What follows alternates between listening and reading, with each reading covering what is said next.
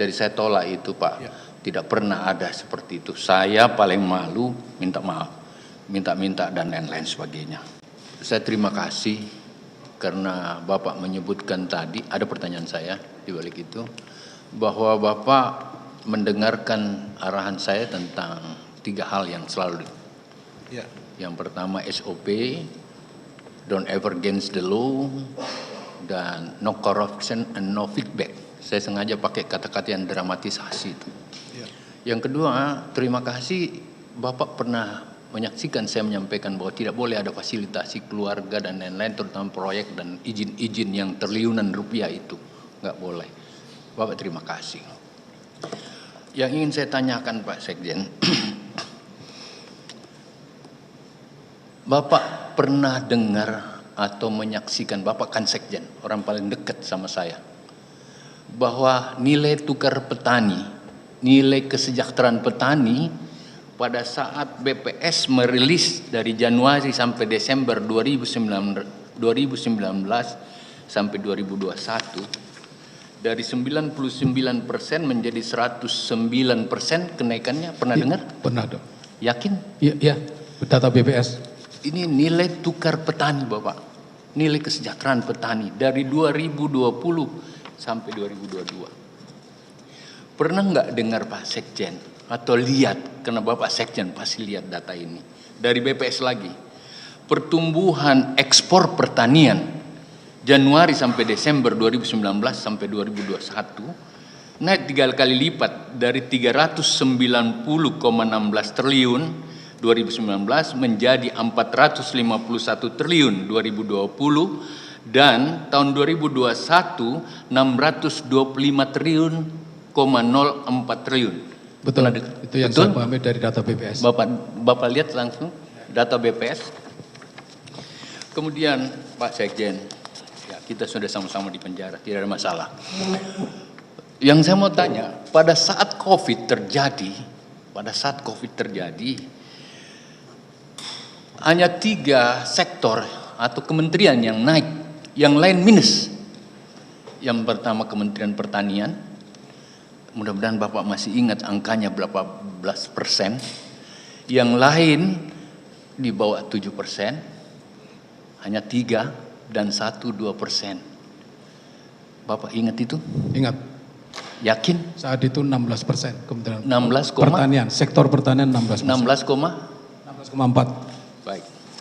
Kalau begitu, ada pernyataan Presiden dan Wakil Presiden pada 14 Agustus 2023 bahwa Kementerian Pertanian dan Pangan adalah bantalan ekonomi nasional. Pernah dengar? Iya, pernah dengar. Yakin? Iya. Disebutkan dalam pidato resmi 14. Iya.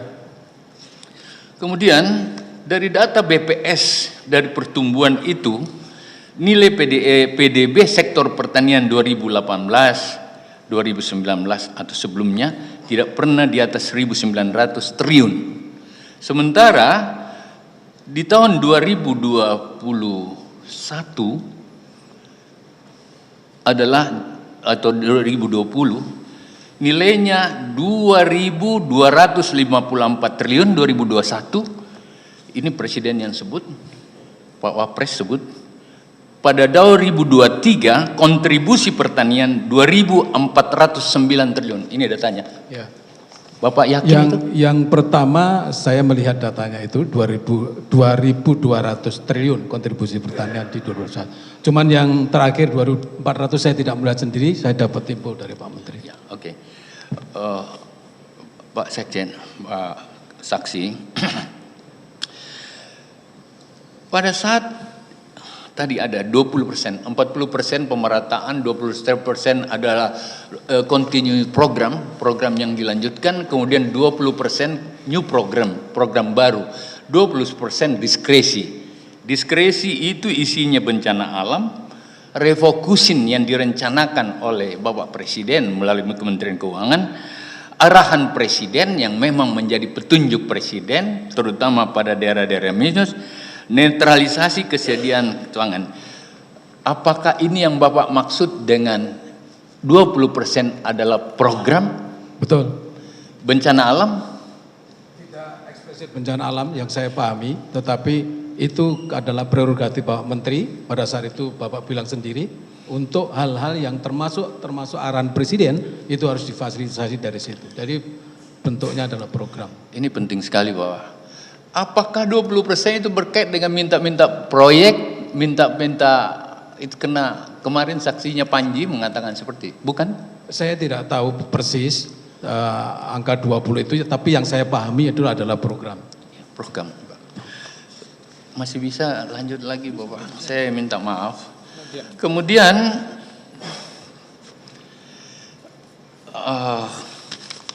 saya ingin pastikan Bapak Sekjen, total kita mengendalikan kredit usaha rakyat atau KUR, ini semua KUR, itu dalam rangka membuat petani bankable yang selama ini ngambil dari ijon-ijon. Berapa yang Pak Sekjen ingat awalnya? Apakah saya bantu aja? Bapak ingat? Ya, yang saya ingat tidak lebih dari 10 triliun waktu itu, tapi kemudian di zaman Pak Menteri SEL itu ada kenaikan signifikan. Ya, terakhir yang saya ingat adalah 103 triliun. 103 ya. Penyerapan kur untuk pertanian. Ya, tahun pertama 50 triliun, ada datanya Pak. Tahun kedua 70 triliun, tapi keluar yang kita realisasi 85 triliun. Kemudian 90 triliun dan terakhir 100 lebih. Maaf Pak Sekjen, saya mau tanya karena ini bagian yang harus diingat orang, bukan cuma jeleknya pertanian. Pada saat itu kredit yang macet dari KUR yang 100 triliun atau mulai dari 50 triliun di bawah 0, sekian persen? 0,16%. Ini perlu ditahu Bapak Majelis. Karena ini untuk kesejahteraan petani dan terkait dengan itu berapa tahun tidak impor beras lagi? 2019 hingga 2023. Mendapat penghargaan dari PBB kah itu? Ya, tepatnya dari International Rice Research Institute. Oke. Terkait dengan itu kita mengendalikan dari Sabang sampai Merauke, dari Aceh ke sampai Papua. Kondisi penerbangan atau transportasi normalkah pada saat itu atau terjadi penurunan? Pada saat COVID-19 tidak normal, regularship pesawat terganggu. Kalau gitu perlukah menggunakan kata extraordinary dari Presiden untuk dilakukan atau diskresi terhadap kegiatan menangani pangan rakyat? Perlukah? Dengan katakanlah terpaksa harus charter, terpaksa harus pakai. Seperti yang pernah Bapak sampaikan, itu yang dilaksanakan. Kalau begitu memang kondisinya tidak seperti sekarang ini. Pertanyaan saya, harga beras, harga cabai, harga tomat, harga bawang, harga daging, ayam maupun telur terkendali baik? Sepengetahuan saya, iya.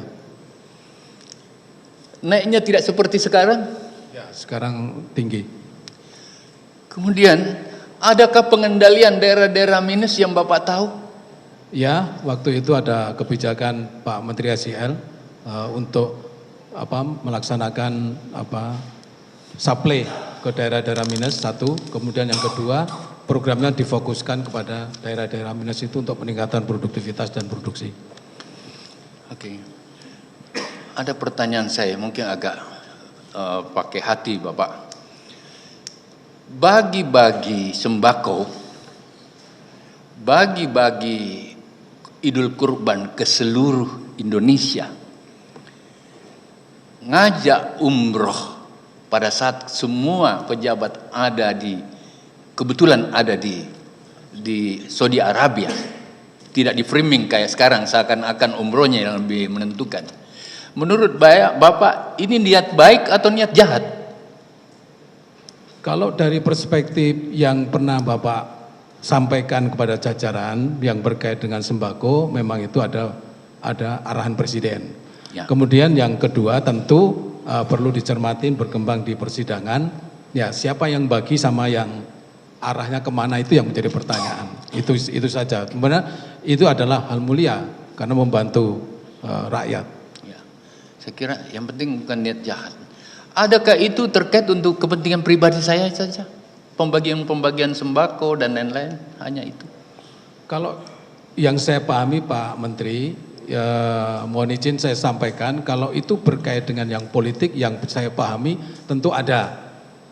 Tapi overall untuk yang lain itu menurut pendapat saya tidak. Politik itu agak quote and quote Bapak, nah, tapi saya terimalah seperti itu Pak Sekjen. Ya, di pemahaman saya siapapun yang bagi itu boleh saja, yang penting langsung ke rakyat gitu loh. Tidak boleh singgah-singgah siapapun. Okay. Maaf, masih bisa Pak? Cukup, masih ada? Sedikit. Silakan lagi, Pak. masih ada pertanyaan, silakan.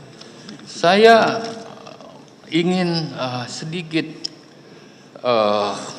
menolak Pak Kasdi, minta maaf.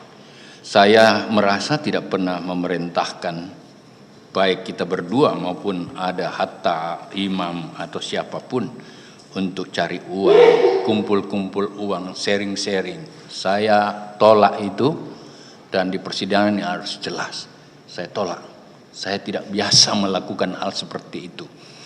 Yang pertama, yang kedua, tidak ada pertemuan khusus untuk membicarakan itu dengan Hatta, dengan Imam, dengan apa. Jadi saya tolak itu Pak. Ya. Tidak pernah ada seperti itu. Saya paling malu minta maaf, minta-minta dan lain-lain sebagainya. Oleh karena itu, kemudian saya tidak pernah aktif untuk meminta atau memaksa. Kemudian menurut saya sampai hari ini tidak ada orang saya pecat. Saya tidak biasa mengganti-ganti pejabat Pak. Mulai dari 30 tahun saya jadi pejabat, mulai dari Sekwilda, Bupati, Wakil Gubernur. Tidak biasa. Saya biasa pakai orang sampai akhir dan pensiun. Dan ternyata itu terbukti dengan Momon dan Musafat. Sampai detik ini dia sangat sayang sama saya, seperti juga saya. Kalau saya pernah marah sama dia, manusiawi karena ya dia turunkan saya punya cucu di Plaza Senayan dan ditinggalkan mobilnya diambil.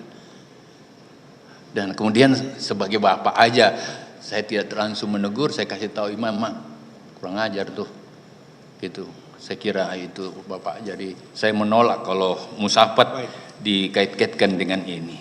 Saya juga tidak mau tahu kalau Musafat ada semacam pernah curhat, dia tidak harmonis dengan siapa di sekitar dia. Saya nggak perlu tahu. Dan saya tidak mengungkapkan di sini, tidak harmonis dengan siapa. Ya, maafkan saya, lillahi ta'ala Rasulullah.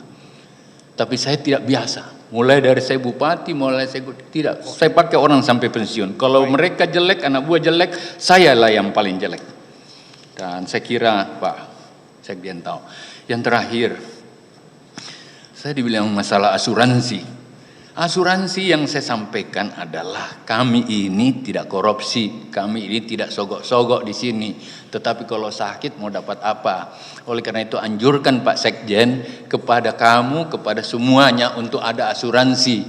Diambil dari honor-honor yang ada. Mudah-mudahan Pak Sekjen tidak bantah ini. Kalau kau bantah, Tuhan kau hadapi. Ya, maafkan. Dan asuransi itu diambil oleh semuanya. Harapan kita kan punya honor, kita punya apa, silakan aja. Dan ini tidak berlaku hanya di sini. Waktu saya gubernur saya kasih begitu Pak. Baik. Ya. Sudah cukup ya.